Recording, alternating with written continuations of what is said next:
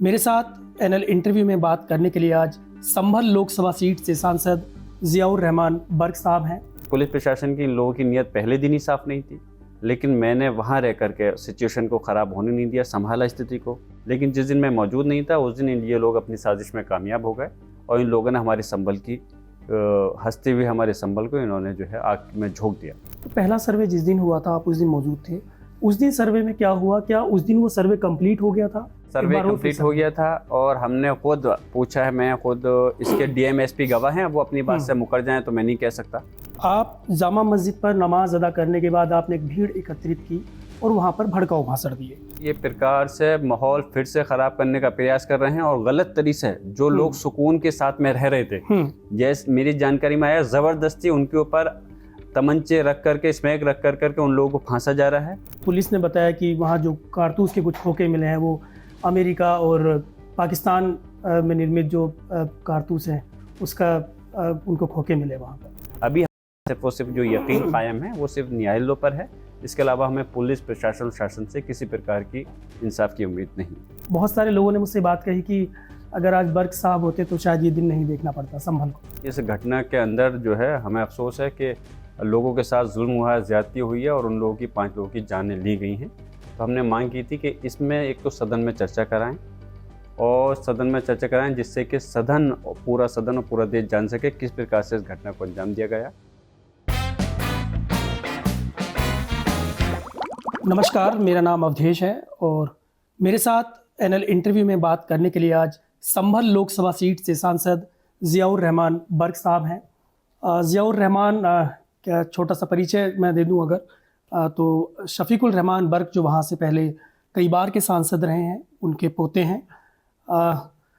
जिया साहब, सबसे पहला सवाल मेरा आपसे ये है कि अभी संभल की मौजूदा स्थिति क्या है? संभल की स्थिति तो पहले भी ठीक थी और अभी भी सुकून से है, लेकिन पुलिस प्रशासन जिस प्रकार से काम कर रहा है, मैं यही चाहता हूं कि सही तरह से काम किया जाए, जैसे कि शांति व्यवस्था बनी रहे और दोबारा से हम चाहते हैं कि जो रोज़मर्रा की ज़िंदगी है वो ट्रैक पे आ सके, क्योंकि हमारी शुरू से मांग है जो वहाँ पर जिस प्रकार ज़्यादती की गई है उसकी न्यायिक जाँच होनी चाहिए और माननीय सर्वोच्च न्यायालय के सिटिंग जज उसकी जाँच को करें। जब ये हिंसा हुई 24 तारीख को, शायद उसी दिन आपके अगेंस्ट में एक एफआईआर दर्ज हुई। एफआईआर में कुछ लिखा है, जब मैं उसे पढ़ रहा था तो लिखा है, एफआईआर में लिखा है कि 24 नवंबर को सर्वे किया जा रहा था। इस दौरान 700 से 800 अज्ञात व्यक्तियों की एक भीड़ एक राय मुक्त होकर सवेरे 9 बजे घातक हथियारों के साथ सर्वे की कार्यवाही में बाधा करने पहुंची। इससे पहले इसमें जिक्र है 22 तारीख का कि 22 तारीख को आप जामा मस्जिद पर नमाज अदा करने के बाद आपने एक भीड़ एकत्रित की और वहाँ पर भड़काऊ भाषण दिए, सांप्रदायिक सौहार्द बिगाड़ने का इसमें जिक्र किया है आपके ऊपर, और उसके बाद जो है भीड़ उग्र हो गई। इसका नतीजा ये रहा कि सर्वे की कार्यवाही को बाधित करने के उद्देश्य से भीड़ में मौजूद सुहेल इकबाल आदि द्वारा ये कहा गया कि उकसाया गया और कहा कि बर्क साहब हमारे साथ हैं और जो हमारे मंसूबे हैं वो कामयाब होने चाहिए। तो असल में जो ये मंसूबे उनके पुलिस प्रशासन के थे उस पर पर्दा लगा रहे, वो चीज़ सामने नहीं हो पाया, उसका पर्दाफाश नहीं हो, इस वजह से मेरा रिपोर्ट में नाम डाला गया है। जिस प्रकार पहले पुलिस प्रशासन के लोग मेरे खिलाफ रिपोर्ट लिख रहे थे कि इसको जो हुआ है हादसा उसका जिम्मेदार मैं हूँ, लेकिन जब उन्हें पता चला कि मैं ऑलरेडी वहाँ मैं मौजूद नहीं था, मैं बेंगलोर में मीटिंग में था, तो उन्होंने फिर दूसरी प्रकार की प्रयास किया कि मैंने एक इस प्रकार की तकरीर की जिससे कि दंगा भड़का। अगर ऐसा कुछ होता तो 22 तारीख के दिन क्यों नहीं झगड़ा हुआ? उस दिन जिस दिन मैं बोल रहा हूँ तो सेम डे उस दिन क्यों हालात नहीं बिगड़े? क्यों किसी आदमी ने पत्थर नहीं चलाया? क्यों किसी आदमी ने गाली गलौज नहीं करी? जिस दिन पहला सर्वे हुआ उस दिन क्यों हालात नहीं बिगड़े, जिस दिन मैं ऑलरेडी वहाँ मौजूद था? पुलिस प्रशासन की इन लोगों की नीयत पहले दिन ही साफ नहीं थी, लेकिन मैंने वहाँ रह करके सिचुएशन को ख़राब होने नहीं दिया, संभाला स्थिति को। जुम्मे के दिन नमाज से हमारे लोगों को रोका, उस दिन भी स्थिति को संभाला। लेकिन जिस दिन मैं मौजूद नहीं था उस दिन ये लोग अपनी साजिश में कामयाब हो गए और इन लोगों ने हमारे संभल की हंसते हुए हमारे संभल को इन्होंने जो है आग में झोंक दिया। हमें अफसोस है कि जिस प्रकार से वहाँ पर घटना घटी है उसके लिए हमें खुद वो है कि हमारे जो मजलूम लोग हैं उनके 5 लोगों की जान चली गई, कितने लोग घायल हैं और फिर सैकड़ों लोगों पर, बल्कि हज़ारों लोगों पर अननेम्ड और नेम्ड मुकदमा दर्ज कर दिया गया। इसकी लड़ाई हम लड़ रहे हैं और सिर्फ रिपोर्ट लिखने का मकसद उनका ये है कि मैं अपने लोगों के साथ खड़ा नहीं हो सकूं और मदद नहीं कर सकूं, लेकिन सरासर गलत है। इस देश के अंदर कानून संविधान है। हम उम्मीद करते हैं कि इंशाअल्लाह ताला कि हमें आगे अपने न्यायालय से हमें जो हमारे हक़ में फ़ैसला आएगा। और जिस प्रकार से ज़्यादती चल रही है, कानून का एक तरह से मजाक बनाया जा रहा है, यकीनन हम उसकी मजम्मत करते हैं। और हम चाहते हैं, मैं ही नहीं चाहता बल्कि इस देश के करोड़ों लोग चाहते हैं कि देश कानून और संविधान से चलना चाहिए, ना कि किसी की सरकार और किसी के विचारों से चलना चाहिए। अच्छा, 19 तारीख को आप सर्वे में थे, जो पहले सर्वे के अंदर मैं मौजूद था और अल्लाह करम में पहले सर्वे को हमने सुकून से कराया। कोर्ट का आदेश था, जबकि पुलिस प्रशासन का रवैया उस दिन भी सही नहीं था और वो लीगली भी ठीक नहीं था, क्योंकि जो पहला सर्वे कराया अकॉर्डिंग टू लॉ जो है सर्वे होना चाहिए 10 बजे से लेकर शाम 5 बजे तक होना चाहिए। पहले सर्वे में भी गलत, दूसरा सर्वे भी गलत, क्योंकि पहले सर्वे का जो समय था वो 6 बजे के बाद में ये पुलिस प्रशासनिक अधिकारी पहुंचे, और जो दूसरा सर्वे था वो सुबह 7 बजे करीब ये पहुंच गए। तो दोनों सर्वे अगर हम देखें तो एक तरह से सही नहीं है। जो समय है समय के पे नहीं किया गया, और दूसरे सर्वे के अंदर जो है कोर्ट का कोई आदेश भी नहीं था। तो इसलिए पहले सर्वे में मैं मौजूद था और सुकून के साथ हम लोगों ने सर्वे कराया। किस प्रकार की लोग तो वहाँ माहौल ख़राब करना चाहते ही नहीं थे, लोगों ने ना पहले चाहा ना बाद में चाहा, ये तो इसको साजिश के तहत माहौल को ख़राब किया गया।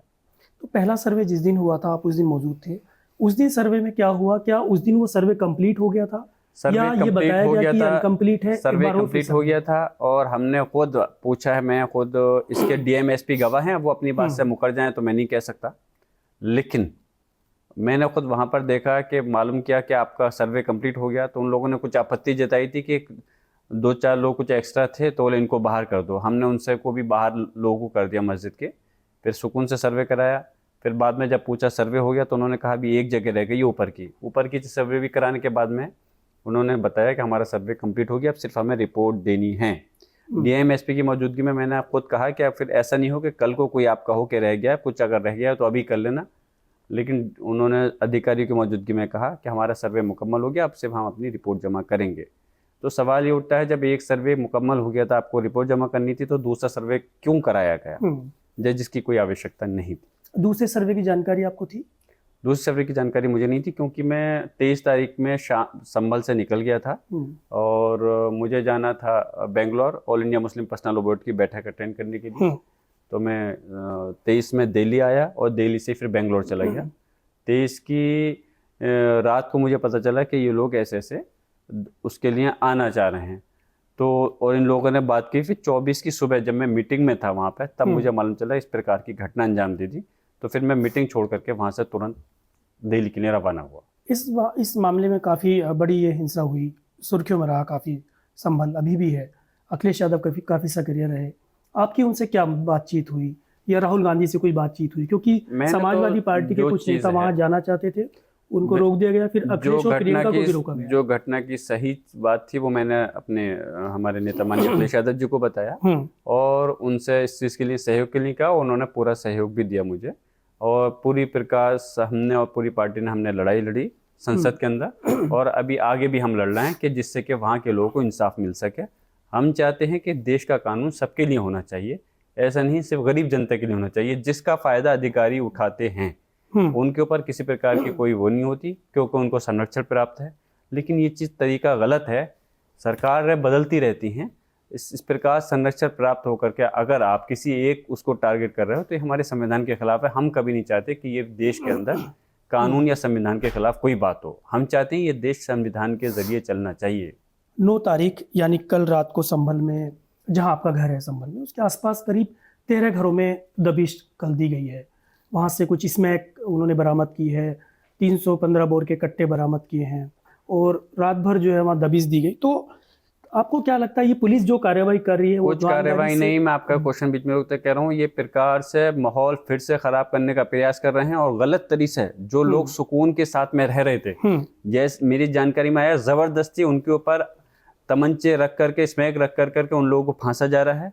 तो मैं पूछ रहा हूँ इस देश के अंदर हो क्या रहा है? ये इस प्रदेश और देश के अंदर ये किस प्रकार की घटनाओं को अंजाम दिया जा रहा है? पुलिस प्रशासन के लोग खुद तमंचे और अगर इसमें इस टाइप की रख करके बरामद रख करके लोगों को फांसेंगे तो लोग का इंसाफ उम्मीद यकीन कहाँ रह जाएगा पुलिस प्रशासन सरकार पर? अभी हमारा सिर्फ और सिर्फ जो यकीन कायम है वो सिर्फ न्यायालयों पर है। इसके अलावा हमें पुलिस प्रशासन शासन से किसी प्रकार की इंसाफ की उम्मीद नहीं है। क्योंकि मैं इसलिए भी पूछ रहा हूँ ये सवाल क्योंकि अभी पुलिस ने बताया कि वहाँ जो कारतूस के कुछ खोखे मिले हैं वो अमेरिका और पाकिस्तान में निर्मित जो कारतूस हैं उसका उनको खोखे मिले वहाँ पर। मुझे नहीं पता कि पुलिस फॉरेंसिक टीम और सारी चीज़ का एक से एकदम से जो काम करने लगी है। आप खुद एक पत्रकार हो, समझ सकते हो कि किस प्रकार से अगर इस टाइप से ये चीज़ जाहिर करना मौके पे ऑन द स्पॉट पहुंच करके आप एक हफ्ते के बाद में, जब तक तो कितनी बार सफाई हो चुकी वहाँ की, एक हफ्ते के अंदर वो कारतूस कैसे रह गए, सवाल ये बनता है। दूसरी चीज़, आपने उन कारतूस दरवाजे वहाँ के क्यों बंद कर दिए? जो लोग वहाँ रह रहे थे उनको क्यों फोटो वीडियोग्राफी नहीं करने दी? जो लोग वहाँ पे रहते क्यों आने नहीं दिया? सवाल दूसरे बनता है। तीसरा सवाल ये बनता है कि पुलिस ने एकदम ये कैसे डिक्लेयर कर दिया कि वो कारतूस जो वहाँ पड़े थे वो पाकिस्तानी अमेरिका के थे? तो यकीनन आप समझ सकते हो तो प्री प्लान्ड है, ऑलरेडी सब साजिश का हिस्सा है इस प्रकार को अंजाम देना। और यकीनन अगर सही तरह से जांच हो जाए तो सब सारा का सारा सच सामने आ जाएगा।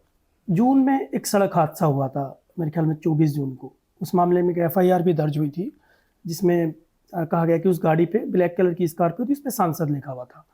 उसमें जांच हुई, चार्जशीट दाखिल कर दी गई, लेकिन अभी उसी मामले में जांच बिठाई गई है आपको लेकर कि आप गाड़ी चला रहे थे। इसको सिर्फ मैं ही नहीं जानता, आप भी समझ रहे हो और मेरे और आपके साथ साथ पूरी जनता समझ रही है, जान रही है, क्योंकि जनता अब जागरूक है और सबको मालूम है कि किस प्रकार से इस रुख को मोड़ा जा रहा है। क्योंकि लगातार जिस दिन से घटना हुई है, मैं अब संसद के अंदर और मीडिया के आप लोगों के माध्यम से, उसके साथ साथ माननीय सर्वोच्च न्यायालय के ज़रिए से मैं जनता की लड़ाई को लड़ रहा हूँ। और जब मैं अपनी कौम की लड़ाई को लड़ूंगा, ये मेरा हक बनता है, मेरा फ़र्ज़ बनता है कि अपने लोगों के दुख की लड़ाई को मैं लड़ूँ। और जब मैं कोशिश कर रहा हूँ उनकी हक दिलाने के लिए, तो फिर कानून का दुरुपयोग कर करके इस प्रकार की घटनाओं को, जांच को अंजाम दिया जा रहा है, जिसका कि मतलब कोई औचित्य नहीं बनता। लेकिन जो कर रहे हैं ये सरासर गलत है और देश शर्मसार हो रहा है इस चीज़ को देख करके। लोग मजाक बना रहे हैं कि किस प्रकार से कानून जो कि उन लोगों के लिए हैं जो गलत कर रहे हैं उन पर शिकंजा कसने के लिए, लेकिन आज उसी जनता के प्रतिनिधियों को आवाज़ को दबाने का प्रयास किया जा रहा है जो आज लोगों के उसमें खड़े हुए। जो एक घटना भी नहीं बल्कि दुर्घटना हुई थी इस प्रकार से, उसमें ऑलरेडी मैं था, वहाँ मौजूद भी नहीं था, और कौन सांसद विधायक कार को चलाता है? इस प्रकार की बात है। और उस पर दबाव बना करके उस व्यक्ति से ये लेना, जिसमें कि रिपोर्ट दर्ज हो चुकी, गाड़ी का और ड्राइवर की जमानत हो चुकी, सब चार्जशीट जमा हो चुकी, क्या मतलब बनता है आप करने का? तो इसलिए इस प्रकार की जो कर रहे हैं जनता देख रही है और मुझे उम्मीद है इंशाअल्लाह ताला जितना ये षड्यंत्र को रचेंगे उतना ही ज़्यादा ये लोग खुद फंसेंगे। संभल का मामला भी शांत भी नहीं हुआ, अजमेर शरीफ जो दरगाह है उसको लेकर विवाद शुरू हो गया, कैसे देखते हैं आप? हम पहले से इस बात को कह रहे हैं कि प्लेस ऑफ वर्शिप एक्ट का पालन होना चाहिए। जिस कानून को इस देश की संसद ने बनाया है उसका पालन करना चाहिए। और जिस प्रकार से कानून के साथ में खिलवाड़ हो रहा है, लगातार जिस प्रकार याचिकाएं डाली जा रही हैं वो गलत हैं। हमने माननीय सर्वोच्च न्यायालय से भी हमने मांग की है कि उसके अंदर जो है एक आदेश होना चाहिए जिसमें कि 12 तारीख अभी लगी भी है, और कि जो इस प्रकार कोई निचली अदालतें इस प्रकार की याचिकाओं को एक्सेप्ट नहीं करें, और अगर कोई आए तो उस पर सज़ा, उस पर कार्रवाई होनी चाहिए जो प्लेसेस ऑफ वर्शिप एक्ट का हमारा कानून कहता है। तो इसलिए गलत है। हम चाहते हैं कि देश के अंदर कानून और संविधान से चलने के लिए इस कानून को लागू होना ज़रूरी है। उसके अंदर जब क्लियर है एक तरह से कि 15 अगस्त 1947 से जो भी मस्जिद ही नहीं, सारे धार्मिक स्थल जिस अस्तित्व में वैसे रहेंगे, उनमें किसी प्रकार का बदलाव नहीं किया जाएगा, तो क्यों इस प्रकार की ये याचिकाएं डाल करके प्रदेश और देश का माहौल ख़राब करने की कोशिश की जा रही है? कार्रवाई उन लोगों के खिलाफ होनी चाहिए जो इस प्रकार का माहौल क्रिएट कर रहे हैं। तो जो मस्जिद है संभल की शाही जामा मस्जिद, इसके बारे में थोड़ा इसका इतिहास बताएंगे कि क्या इसका इतिहास रहा है? क्या आपके सामने कभी अब से पहले विवाद हुआ है इसको लेकर? देखिए, ऐसा है, विवाद तो ऐसा है कोई भी किसी पे भी कभी भी कहीं कर सकता है, लेकिन मैं ये पूछना चाहता हूँ कि आज तक किसी मुसलमान व्यक्ति ने ये विवाद क्यों नहीं किया कि किसी दूसरे के धार्मिक स्थल पे हमारी मस्जिद थी? क्योंकि हम लोग इस देश के कानून और संविधान को मानते हैं और हम चाहते हैं कि ये चीज़ सभी को माननी चाहिए। और जहाँ तक मस्जिद का मसला, मस्जिद कोई अभी 10, 20, 50 साल से नहीं है, सैकड़ों साल से मस्जिद है। यहाँ तक कि बाबर साहब ने भी, अगर हकीकत कहें तो उसकी शुरुआत बाबर साहब ने भी नहीं की। उन्होंने उससे पहले जो कच्ची थी उन्होंने उसकी बुनियादों पे मजबूत बनवाने का काम किया था। और जहाँ तक धार्मिक स्थल का बात है, हमारे अकॉर्डिंग टू हमारे मुस्लिम लॉ के हिसाब से, शरीयत के हिसाब से, हम किसी दूसरे धार्मिक स्थल की जगह पे तो बहुत दूर की बात है अपनी मस्जिद को बनाना या मदरसे को बनाना, हम किसी अपनी मुसलमान की जगह पे भी बगैर उससे ख़रीदे हुए, बगैर उसकी सहमति के नहीं बना सकते। तो इसलिए जामा मस्जिद तो एक अब की नहीं है, वो बहुत पुरानी शाही जामा मस्जिद है। अच्छा, एक सवाल ये है आपसे कि आप अपने दादा शफीकुल रहमान बर्क और अपने काम में कितना फ़र्क देखते हैं? क्योंकि जब मैं संभल में था तो बहुत सारे लोगों ने मुझसे बात कही कि अगर आज बर्क साहब होते तो शायद ये दिन नहीं देखना पड़ता संभल को। देखिए, यकीनन जो कुछ भी सीखा है मैंने दादा मोहतरम बर्क साहब से सीखा है, और जो कुछ कर रहा हूँ उनके नक्शे कदम पे चल करके कोशिश कर रहा हूँ अपने लोगों की जो खिदमत हो सकती है।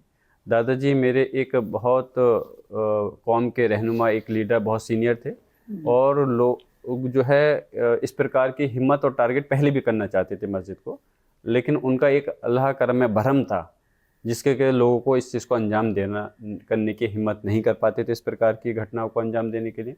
लेकिन आज उन्होंने कोशिश की है, तो मैं इसको गलत अंजाम देने के लिए, तो मैं आज भी दादा मोहतरम बर्क साहब के नक्शे कदम पर चल के जो उनसे सीखा है उसी प्रकार आगे काम बढ़ाने का काम कर रहा हूँ।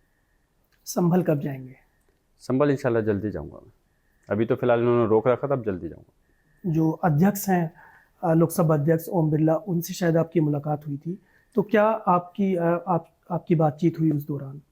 मैं और राष्ट्रीय अध्यक्ष जी और हम लगभग 30 MP मिले थे स्पीकर साहब से, और हमने संभल की घटना पर उनको बताया, अवगत कराया कि किस प्रकार से ये घटना घटी है, और इस घटना के अंदर जो है हमें अफसोस है कि लोगों के साथ जुल्म हुआ है, ज़्यादती हुई है, और उन लोगों की 5 लोगों की जानें ली गई हैं।